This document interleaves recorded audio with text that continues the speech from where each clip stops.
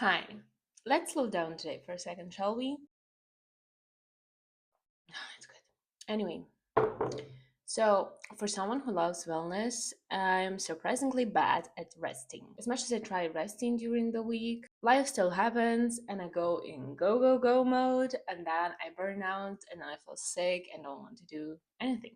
So, in this video, I wanted to share my burnout weekend reset routine, which helps me get back to my normal ish state. Also, talk about some tips on how to fit it in your obviously busy schedule, and also talk about how to prevent it from happening in the first place and some weekly and even daily things that you can implement.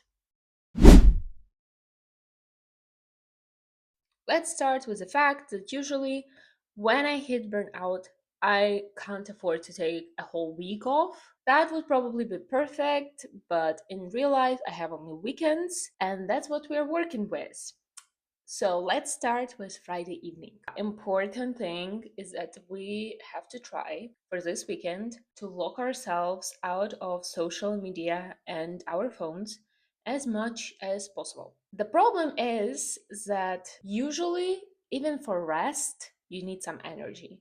You need some energy to read, to do sports, and do all of that wellness stuff that people tell you to do on the internet. But when you hit burnout, the only thing that you want to do is to just doom scroll till midnight and think about nothing. I understand that, but that's why we need to make a list of things that you can do even when your energy is on zero. You need that list beforehand. When you hit burnout, you will not remember about it. So here's my list: sit outside, shower, stretch, shake your body, or just move to an ambient music. It doesn't even have to be dancing. Audiobook, make your favorite tea, watch a comfort movie, make a vision board, call your mom or your friend, cuddle, lie on the floor, make a playlist, organize your photo gallery, and burn a candle or an incense. Share your list in the comments. That will help you make sure that you actually have it for the day when you need it. That's Friday. Very low energy things. Just need to go to bed as early as possible and don't think too much about work. And on Sunday, we are allowing ourselves a full do nothing day. Today, you can slip in, make your coffee in the morning, have your favorite easy breakfast, and then you can spend a whole day lying in bed, watching your favorite show, and just doing nothing. Get your favorite book, order a takeout, spend the whole day in your pajamas. You have a permission to spend this day however you like, not productive.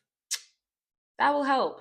Today, I don't care if your home is a disaster, if you don't look like your best self, because let's be honest, burnout is an emergency, is an exception. So we have to treat it like that. Like when you get a flu or get sick, you don't expect yourself to work at your 100%. Burnout deserves the same compassion. However, try to eat at least one full meal, do maybe some stretches. For me, it helps when I know that something will make me feel better, but I don't really feel like doing it. I tell myself that I just need to start and I allow myself to stop at any point. So I tell myself, yeah, with the stretches, you just need to get up of the bed and do a fold, stretch your arms, and that's it. If you don't want to do anything else, you can go back to your bed. It is super, super important to let go of that perfectionism and actually let yourself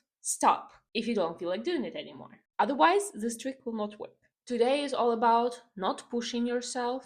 It's perfect if you even can feel a little bit bored, but remember, no scrolling because otherwise it will just drain all your energy. We all know that it's not really realistic to say, oh, I will not use any gadgets because obviously music, movies, and all of that, like even calling our parents or something, it's all on our phones. So, what I try to do is to do all of those activities on a bigger screen. So, like, do my vision board not on my phone but on my laptop. Watch a movie, preferably on a big screen, like on the TV. Also, you can even play music on the TV. It's fine. It helps a little bit to avoid this scrolling trap. And now, Sunday. Today, we have to start pulling ourselves together, not for 100%. It's not about being perfect.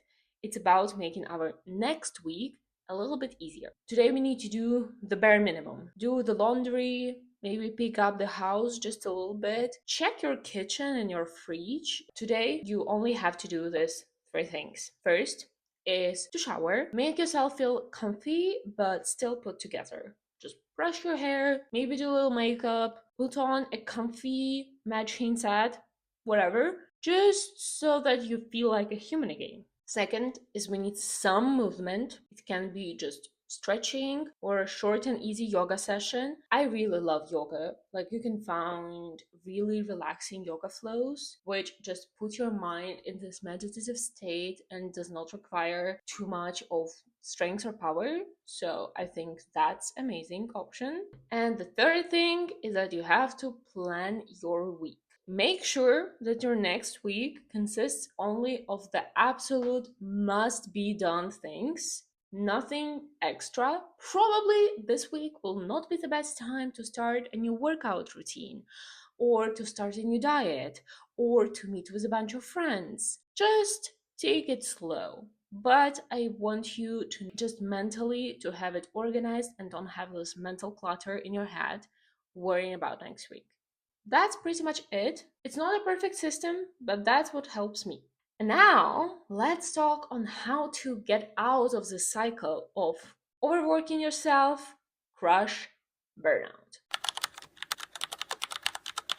As a student, I like, especially in high school, I had this awful habit of just neglecting my rest until every single thing on my to-do list is done, and then exams would come and I would just pull an all-nighter, drain myself until the very last drop. And then after exams, at the beginning, like during semester break, I would always get sick for like a week just lying in bed, because obviously my body was telling me, like making me stop and slow down. But then I couldn't also enjoy my semester break because I was so burnt out that the only thing I wanted to do was lie in my bed and stare at the ceiling. We're not doing that anymore. Actually, I'm willing to bet that you need more rest than you think. A full week vacation a few times a year is nice. Maybe you even know that you need to rest on the weekends and have like a day without any work tasks. But what if I tell you that you also have to have rest every single day and even make some 2-minute breaks during your work day? Shocking. I know. It was also difficult for me to understand. A good place to start is a good evening wind down routine, like an hour or so of a transition from work to sleep. You cannot close your laptop and go to sleep. That just doesn't work. You need some reset, some rest, like a nice shower, a book, whatever. The next step would to add a hobby that you're actually excited and looking forward to do like a few times a week. Maybe it's starting a new book. Maybe it's doing something creative. Maybe it's going to the gym. Maybe it's going on a run. Anything that you actually look forward to and don't feel like, oh, I have to do this. You just genuinely enjoy it. For me, it was, for example, crocheting when I just started it. I loved just putting on a series and crochet. I could do this for hours. So I did it like just a few times a week. Perfect. And one more thing to add is an actually enjoyable weekend ritual.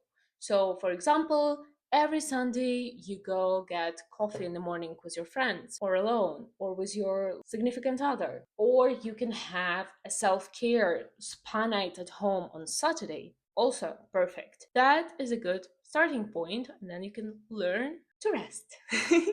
That's all I had for today. That's just what helps me when my life feel like it's too much. If you found it helpful, like and subscribe. These videos are actually becoming a part of my own wellness journey, so I'm really glad that you're here with me. Share your thoughts in the comments, and I will see you in the next video. Bye!